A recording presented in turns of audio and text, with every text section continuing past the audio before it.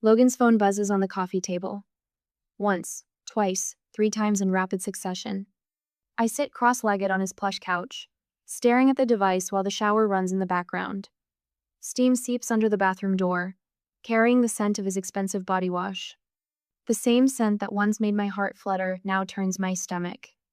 The diamond on my left hand catches the afternoon sunlight, throwing tiny rainbows across the ceiling. 3 carats, princess cut. The ring Logan spent months saving for, he'd told me proudly. The ring my sister Taryn had called absolutely perfect, with that strange gleam in her eyes. The phone buzzes again. My fingers twitch. I've never checked his phone before. Never wanted to. Never needed to. But lately, those canceled weekend trips, the sudden work emergencies, the way he angles his screen away when texting. The shower squeaks off. I have maybe 2 minutes. My hand trembles as I reach for the phone. The passcode, my birthday, unlocks it instantly. The message preview makes my blood run cold. From Taryn. Miss you already, baby. Still taste you on my lips. More messages flood in. Photos. Words that burn my eyes. My own sister's name above explicit promises about their next meeting. I can't breathe. Can't think. But my fingers move automatically, taking screenshots, sending them to myself. Evidence. I need evidence, or I'll wake up tomorrow thinking this was just a nightmare. The bathroom door creaks. I look up to find Logan frozen in the doorway, towels slung low on his hips, water dripping from his dark hair. His eyes drop to the phone in my hand. Claire, he whispers. Just my name. Nothing else. The couch cushions sink as I stand. My engagement ring catches the light one final time as I slide it off, placing it carefully on the side table. The soft clink of metal on wood echoes in the silence. 6 months ago, I'd brought him home to meet my family. Mom and Dad had exchanged those worried glances they thought I couldn't see. But Taryn? God, Taryn had been so interested. Touching his arm while laughing at his jokes, letting her hand linger when passing him dishes at dinner. Only 11-year-old Grace had seemed genuinely happy for us, showing Logan her science project with unguarded enthusiasm. I'd been so blind. Claire, wait. Logan starts, reaching for me. I can explain. I walk past him without a word. My heels click against his hardwood floors, the same floors where Taryn must have. No, don't think about it. The coincidences make sense now. Taryn showing up at our favorite restaurant, running into us at the movies. The way she'd lingered after family dinners, offering to help clean up, while I drove Grace to her friend's house. My own joke echoes back at me. Better watch out, Logan. Taryn might steal you away. His uncomfortable laugh. The quick glance between them. Signs I'd dismissed. The elevator arrives with a cheerful ding that mocks my shattered world. Logan's voice carries down the hallway, calling my name. His footsteps pound against carpet. But the doors slide shut before he reaches me, and I lean against the mirrored wall, legs shaking. Now in the car, my phone erupts with calls and texts as I drive home. Each one from Logan, each one ignored. My chest constricts. Black spots dance at the edges of my vision. I pull over, gulping air that feels too thin. When the world stops spinning, I find myself parked outside my parents' house. The familiar white colonial with its perfect lawn and wrapped porch. The home where my sister still lives. Where she probably laughed about fooling me. Where she probably... I grip the steering wheel until my knuckles turn white. The dashboard clock blinks 4:47 p.m. Mom will be starting dinner prep. Dad will be in his study. Taryn might be upstairs in her room, texting my ex-fiancé, about what they'll do to each other next time. With these thoughts, I finally arrive at my destination. The front door opens. Taryn steps out to check the mail, wearing the red sweater she borrowed from me last month. She hasn't seen my car yet. My fingers hover over the door handle. Do I confront her now? Storm in with screenshots blazing? Or do I wait, plan my approach, make sure this revelation detonates with maximum impact? The answer will change everything. The soft murmur of the evening news fills our living room as I step through the front door. Mom and Dad sit in their usual spots, Dad in his leather recliner, Mom perched on the edge of the floral couch. Taryn lounges between them, scrolling through her phone. So normal, so perfect. My stomach lurches. Claire? Mom looks up, her smile fading as she takes in my expression. Honey, what's wrong? The remote control sits on the coffee table. 3 button presses and the television switches to screen mirroring. My trembling fingers find the screenshots, and I hit share. The messages flood across our 60-inch screen in high definition. Each word sears into the pristine family tableau like acid. Miss you already, baby. Still tasting on my lips. Next time I want you to. Mom's hand flies to her mouth. Dad's newspaper crumbles in his fist. And Taryn just sits there, one eyebrow raised, lips curved in that familiar smirk I once thought meant sisterly mischief. The crack of Mom's palm against Taryn's cheek splinters the silence. How could you? Mom's voice shakes. Your own sister? Dad surges from his recliner, face purple. Under my roof? You brought that snake into our home? A small whimper draws my attention to the corner. Grace crouches behind the couch, her science fair ribbon clutched to her chest. Her wide eyes dart between us all, trying to understand why her family is shattering. Yeah, I did it. Taryn touches her reddened cheek, that smirk never wavering. So what? So what? Dad's roar rattles the family photos. You betrayed your sister? You? Please. Taryn rolls her eyes. Claire always gets everything. The grades, the job, the perfect boyfriend. Maybe I wanted something for myself for once. My throat closes around the bitter laugh trying to escape. Something for yourself? He was my fiancé. Not anymore. Her gaze drops pointedly to my bare left hand. The next 48 hours blur past in a haze of slammed doors and tearful phone calls. Mom trying to reason with Taryn, Dad threatening to call Logan's employer. Grace slipping notes under my bedroom door saying she still loves me. Then comes the family dinner. Mom insists we all attend. Something about healing and moving forward. I push peas around my plate while Tan picks at her chicken. I have an announcement, Taryn says suddenly, her voice ringing with false sweetness. I'm pregnant. With Logan's baby. My fork clatters against china. Mom's face crumples. Dad's hand trembles as he reaches for his water glass. You're sure? Mom whispers. Taryn nods, one hand sliding to her still flat stomach. 8 weeks, Logan and I, we're going to make it work. The old family portrait above the fireplace catches my eye, all of us in white shirts and blue jeans, Taryn's arms slung around my shoulders. My teenage smile beams back at me, unaware that the sister squeezing her so tight would one day squeeze the life from her heart. Claire, Mom starts, her tone shifting to something careful, practiced. I know this is difficult, but what? The words scrape my throat. But she's family? But she's having a baby? We can't abandon her now. Dad won't meet my eyes. She needs support medical care. I found the doctor's number on your notepad this morning. My chair screeches against hardwood as I stand. You've already made appointments for her, haven't you? Mom's silence answers for her. That night, I packed 2 suitcases in my childhood bedroom. Photos, clothes, the books I'd left behind when I moved in with Logan. The life I'd built here suddenly feels like a museum of betrayal. A soft knock at my door reveals Grace, her small face streaked with tears. She presses something into my palm, a bracelet woven from embroidery thread, the kind we used to make during summer camp. Don't forget me, she whispers. I crush her against me, breathing in the scent of strawberry shampoo and innocence. Never. Downstairs, Mom and Dad hover near the front door. Their faces wear matching masks of parental concern masking relief. They won't have to choose sides if I remove myself from the equation. You've already chosen, I tell them quietly. I'm just making it official. Grace watches from the upstairs window as I load my car. In the glow of the porch light, her small hand presses against the glass.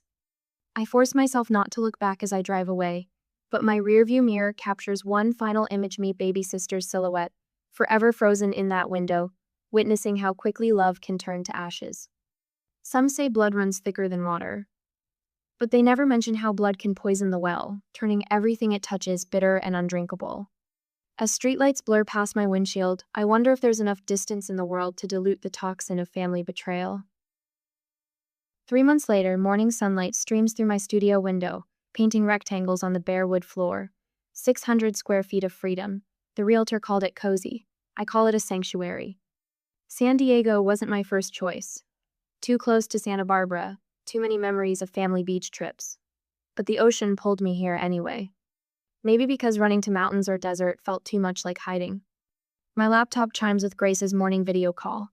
Her freckled face fills the screen, yesterday's math test clutched in her hands. 98%. She bounces in her chair, dark curls wild from sleep. Miss Patterson said my proof was elegant. That's incredible, kiddo.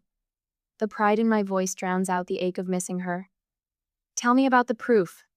She launches into an explanation of angles and parallel lines. I let her enthusiasm wash over me, remembering how she used to explain her science projects to Logan with that same sparkle. The memory stings less now, dulled by 3 months of distance. Claire? Grace's voice shifts. Mom asked about you again. I study the stack of marketing reports on my desk. Focus on your theorems, okay? You're going to be the next Katherine Johnson. After we hang up, I slip on running shoes and head down to the beach. The morning fog hasn't burned off yet, wrapping the shore in gauzy white. My new routine, 5 miles along the water before work. The rhythm of waves and footsteps clears my head better than any therapy session. A yellow lab bounds up, tennis ball dropped at my feet. Behind him, his owner raises an apologetic hand. Sorry, Cooper's still learning boundaries. I toss the ball, watching Cooper's joyful chase. My first real smile in weeks surprises me, stretching unfamiliar muscles. At work the next day, I threw myself into the Johnson account rebrand. My team doesn't ask about the ring-shaped tan line on my finger or why I transferred from Santa Barbara. They just slide coffee onto my desk during late nights and invite me to Thursday happy hours. Your presentation was killer, Sarah says, dropping into the chair beside my desk. That pitch about generational marketing? Jackson never nodded so much in meetings. Thanks. I closed the folder containing Dad's last birthday card, tucked between market research reports. The client demographic reminded me of my father. Speaking of killer work, Marcus appears in my doorway, winter sunlight gleaming off his bald head. How's our newest senior marketing strategist sound? The promotion announcement feels surreal.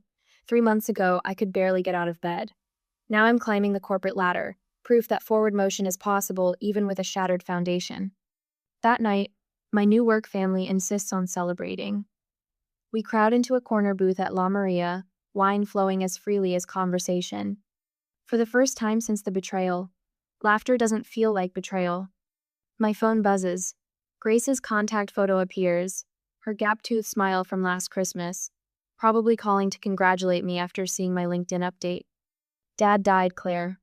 Her voice breaks, young and lost. His heart just stopped at breakfast. Mom said. She said I tried calling, but your number changed and... The restaurant window reflects my face, bloodless and still. Behind me, Sarah raises her glass in a toast I can't hear. The world narrows to Grace's ragged breathing and the thud of my pulse. I'll be there in 6 hours. My voice sounds far away. Pack a bag if you want to stay with me after. The drive north blurs into a stream of taillights and memories. Dad teaching me to ride a bike. His quiet pride when I made honor roll. The way he squeezed my shoulder at graduation, whispering, "You're going to change the world, Claire Bear." The familiar house has brought me back to reality from my thoughts. Black wreaths hang on the porch columns of my childhood home. The sight stops me at the end of the driveway, hands white-knuckled on the steering wheel. Taryn stands in the doorway, one hand resting on her swollen belly. Logan, no, Mike now, hovers behind her like a shadow. But then Grace bursts through them, gangly legs carrying her down the steps. She slams into me with the force of grief, face buried in my shoulder. You came. Always for you. I smooth her tangled curls, breathing in the familiar scent of Mom's lavender shampoo. The next morning, I sit in a sterile hospital office, facing Dad's cardiologist. Papers scatter his desk, medical records. I technically have no right to see. But small-town connections run deep, and he knew Dad for 20 years. Your father's condition developed rapidly. Dr. Martinez removes his glasses, polishing them with his coat sleeve. The first symptoms appeared about 2 months ago. He asked about bringing you to appointments, but someone always said you were too busy with your new job. My throat closes. 2 months. The time I'd been gone. He left this at his last appointment. The doctor slides a phone across his desk. Dad's old flip phone, the one Mom always teased him about keeping. The nurse found it when cleaning out his personal effects. The last unsent text glows on the tiny screen. I miss you, Claire Bear. Dinner at Angelo's next week? my treat. Draft saved. The 15th of October, 3 days before his death. I pocket the phone, another piece of him stolen by lies. The weight of it presses against my ribs, a constant reminder that grief compounds like interest, loss upon loss, betrayal upon betrayal. Tomorrow will bury him. The father who taught me integrity, felled by a heart that tried to bridge too many family divides. The man who wanted one last dinner with his daughter but let others silence his voice. How do you mourn someone taken twice? First by family deception, then by death's finality. The answer waits in the funeral home's parking lot, in the carefully chosen words of his eulogy, in the weight of decisions yet to come. But for now, I sit in the gathering dark of the doctor's office, clutching a phone full of unsent love, learning that even the strongest hearts can break in silence. The next day at the funeral, the wooden pews of First Presbyterian creak beneath shifting bodies. Whispers flutter through the air like autumn leaves, carrying fragments of phrases that slice deep. Family drama. Such a shame. That poor baby. I sit alone in the back row, hands folded in my lap. The morning light filters through stained glass, painting the sanctuary in jewel tones that mock the darkness of this moment. 3 rows ahead, Taryn leans against Logan, or Mike, as he calls himself now. Her black dress stretches tight across her swollen belly. Mother dabs at her eyes with a monogrammed handkerchief. The same one she used to wipe my scraped knees as a child, back when family meant safety instead of betrayal. Grace fidgets beside her, tugging at the collar of her black dress. Our eyes meet across the space between pews. Her small shoulders straighten. The minister drones about eternal rest and loving families. I close my eyes against memories of Dad teaching me to ride a bike, of Sunday morning pancakes shaped like Disney characters, of the proud smile when I graduated college. All the moments Taryn and Mother kept from me at the end. A rustle of fabric, small feet padding across carpet. I open my eyes to find Grace sliding into my pew, her chin lifted in defiance as Mother hisses her name. She takes my hand, her grip fierce and warm. "You shouldn't be alone," she whispers. After the funeral, we went to hear the final will and the testament revelation. The law office feels like a tomb. Dark wood panels absorb what little sunlight filters through Venetian blinds. Family photos of the senior partners stare down at us, generations of successful men in expensive suits passing judgment from their frames. Mother perches on the edge of her chair like a bird ready for flight. Taryn sprawls in hers, one hand resting on her stomach. Mike's fingers drum against his armrest, his wedding band catching the light. The same ring that once belonged to Logan Marshall now marks Michael Preston's family. I chose the chair farthest from them, Grace a protective barrier between us. The leather portfolio in my lap holds resignation papers from my job in San Diego, lease termination documents, a one-way plane ticket back to California. After this, I never have to see them again. Mr. Patterson shuffles papers on his mahogany desk. His wire-rimmed glasses catch the light as he studies each page with careful deliberation. The wall clock ticks, seconds stretch into minutes. "Well," he clears his throat. "Shall we begin?" The standard legal language washes over us. Property distributions. Tax considerations. My father's life reduced to line items and dollar signs. I focus on breathing, on the steady pressure of Grace's hand in mine.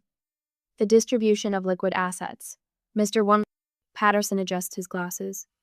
To my eldest daughter, Claire Elizabeth Bennett, I leave 45% of my total estate, approximately $720,000. The words don't register at first. Then Taryn's scream shatters the silence. "That's impossible." She surges to her feet, papers scattering. "Daddy would never..." To my youngest daughter, Grace Marie Bennett, 25%. Mr. Patterson continues as if she hadn't spoken. To my wife, Margaret Ann Bennett, 20%. Mother's face drains of color. Her fingers clench around her handkerchief until the knuckles turn white. And to my middle daughter, Taryn Louise Preston, 10%. Mike's calculating gaze fixes on me. The predatory assessment in his eyes turns my stomach. "This is wrong." Taryn's voice trembles. "I'm having his grandchild. He knew that." "Mr." Patterson removes his glasses, polishing them with careful precision. "The will was updated 3 weeks before your father's passing. He was of sound mind and body when he made these changes." 3 weeks. While they told me he was too busy to talk. While they screened my calls and deleted my messages. while they stole my last chances to say goodbye. There's more. Mr. Patterson opens a drawer, withdrawing a cream-colored envelope. My name sprawls across the front in Dad's familiar handwriting. Your father left this for you, Claire. The paper feels warm against my fingers, as if it holds some echo of his touch. I break the seal with trembling hands. My dearest Claire Bear, by the time you read this, I'll be gone. The doctors give me weeks, maybe days. Your mother and sister don't know I'm writing this. They think they're protecting me by keeping you away, but their protection feels like prison. I failed you, sweetheart. I saw what was happening between Logan and Taryn, the glances, the secret meetings, but I told myself I was imagining things. That no daughter of mine could betray her sister that way. By the time I found proof, the damage was done. I failed to protect you when it mattered most. This is the one thing I can still make right. Use this money to build the life you deserve, far from their poison. And please, watch over Grace. She needs the strength and integrity I see in you. I love you, Claire Bear. I'm sorry I didn't say it enough. Dad. Tears splash onto the page, smearing the ink. I fold the letter with careful precision, tucking it into my jacket pocket near my heart. This is ridiculous. Mike's voice cuts through my grief. You can't honestly expect us to accept these terms. The will is legally binding. Mr. Patterson's tone could freeze hell. Any challenge would be costly and unlikely to succeed. The screech of chair legs against hardwood makes me flinch. Mike looms over me, cologne and menace radiating from his expensive suit. We need to talk, now. I stand slowly, matching his height in my heels. No, we don't. The baby is none of my concern. The words taste like victory. Grace follows me to the parking lot, her small hand still clutched in mine. The afternoon sun blinds after the office's darkness. I dig in my purse for sunglasses, for car keys, for escape. Claire! Mike's voice rings across asphalt. You need to do the right thing for the baby. I unlock my rental car, helping Grace inside. Mike's reflection grows larger in the driver's side window. This isn't over, he snarls. Yes. I slide behind the wheel. It is. The first text arrives before I reach the hotel. Unknown number. Hope you sleep well tonight. Then another. And another. Each one listing creative ways to make my life difficult. I pull into the hotel parking lot as my phone chimes with Taryn's number. Delete without reading. The screen lights up again immediately. Delete. The rental car's tire gives a slow hiss as I step out. Then another. And another. All 4 tires slumping against pavement, rubber slashed with surgical precision. I stare at the damage, at this calculated message. The sun sets behind mountains in the distance, painting the sky in shades of fire. They think they can intimidate me into surrendering Dad's final gift, into falling back in line with their twisted version of family obligation, into becoming the victim again. I take out my phone, dialing the police with steady fingers. Time to show them exactly how wrong they are. 2 weeks later, the website appears in my inbox, sent by 3 different coworkers within an hour. Photos of me stumbling out of bars, dancing on tables, doing lines of cocaine off strangers' abs. All fabricated. All bearing my name and workplace. My phone buzzes, a text from my mother. Everyone in town is talking about this. What have you done to your sister? I close the message without responding and open my notebook, adding another tally mark to the growing list of harassment incidents. 37 marks. 37 attempts to break me in the 2 weeks since the will reading. The man watching me from the hotel lobby makes 38. He pretends to read a newspaper, but his eyes follow my every move. Same height and build as the one who slashed my tires last week. Same close-cropped hair as the delivery man who tried to get my new address. My phone rings. Grace. Claire? Her voice trembles. Mom, let Taryn and Mike move into the house. Into your old room, they're throwing all your stuff in garbage bags. The leather portfolio sits heavy in my lap, filled with screenshots, police reports, security footage, evidence collected like breadcrumbs, leading straight to my sister and her husband.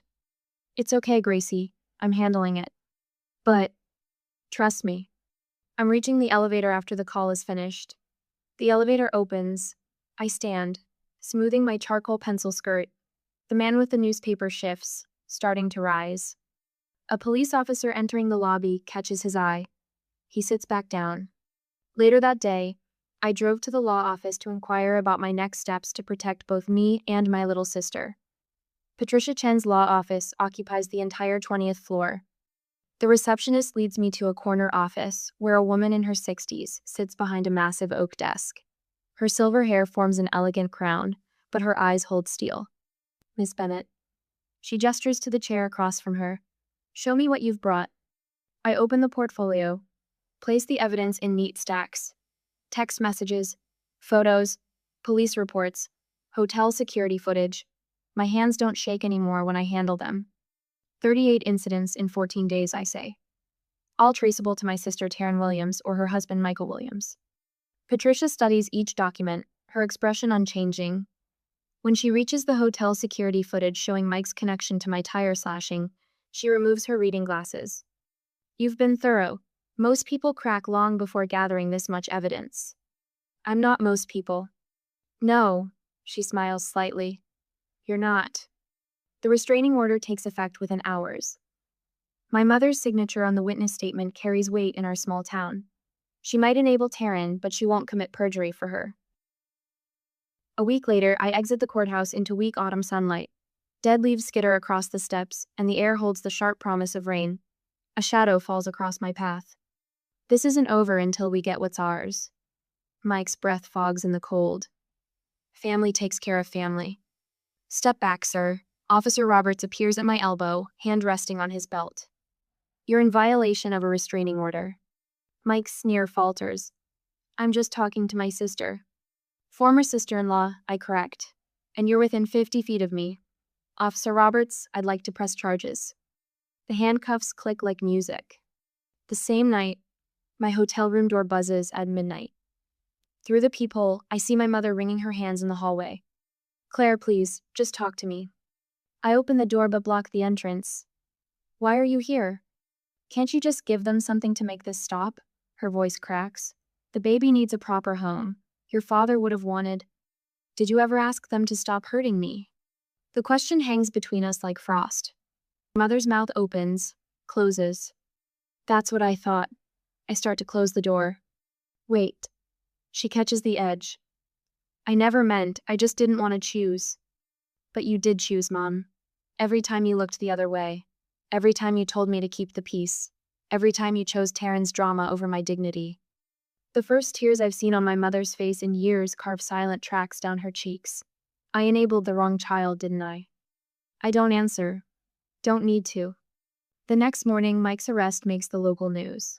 Hotel security footage shows him attempting to access my room at 3 a.m., violating the restraining order twice in 24 hours.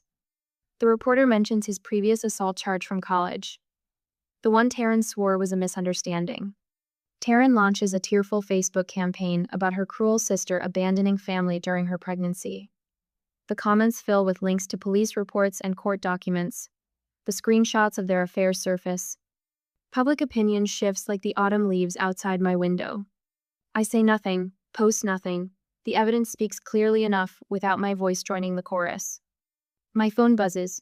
A text from my mother. I'm sorry. 2 words. Too late. I add them to my evidence folder anyway. Proof that sometimes silence speaks louder than screams and dignity outlasts drama. The rain finally breaks. I watch it wash the dead leaves from the courthouse steps, clearing the path forward one drop at a time. The doorman tips his hat as I cross the marble lobby. Evening, Miss Bennett. His weathered face crinkles with genuine warmth. After 6 months, Marcus knows my schedule better than I do, noting which delivery services I trust and which visitors belong on the absolutely not list. My heels click against the floor as I head for the elevator. The sound echoes differently here than it did in Logan's apartment that last day. Stronger, purposeful. The mirrored walls reflect a woman I'm finally starting to recognize again. The apartment welcomes me with afternoon sunlight streaming through floor-to-ceiling windows.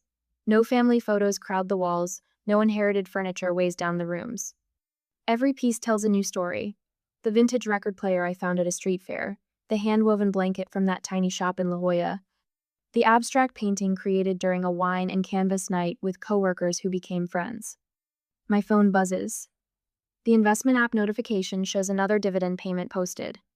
Dad's inheritance keeps working quietly in the background, growing steadily in the accounts my financial advisor helped establish. Not that Taryn knows this, she still thinks I donated everything to charity just to spite her.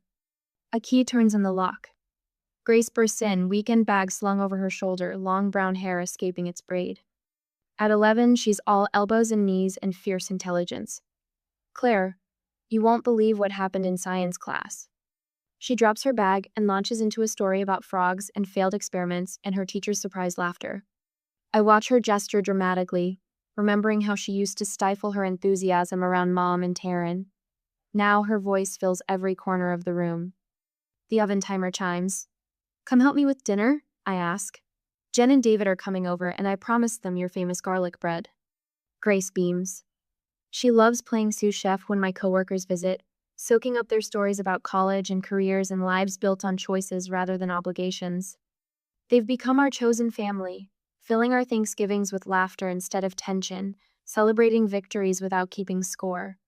While Grace arranges herbs on the bread, I spot my therapist's business card tucked against the fruit bowl.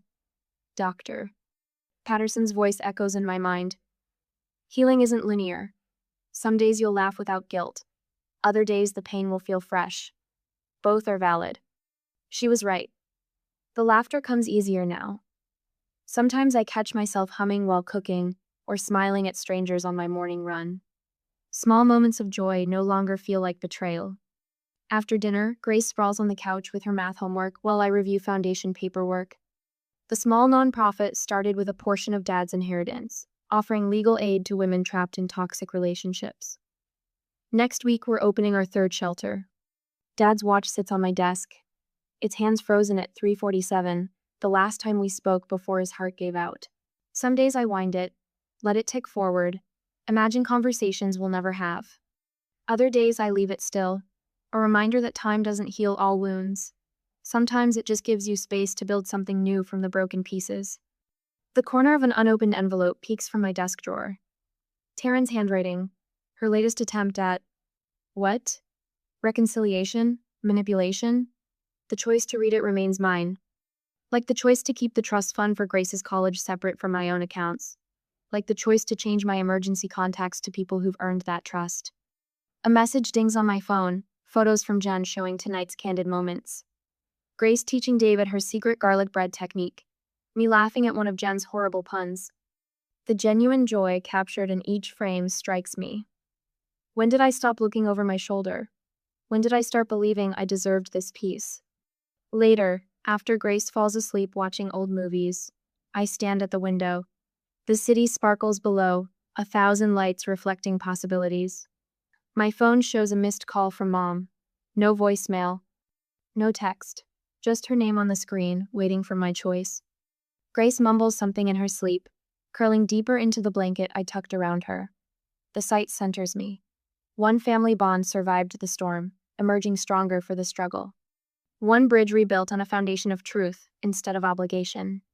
A smile tugs at my lips as I whisper the words that have become my mantra. Some bridges burn for a reason. Others we rebuild stronger than before. The city lights blur as I press my palm against the cool glass. Behind me, Grace's steady breathing fills the quiet. Ahead, the future stretches wide open. For the first time in months, I'm not searching the horizon for storms. I'm just watching the stars emerge, one brilliant point at a time.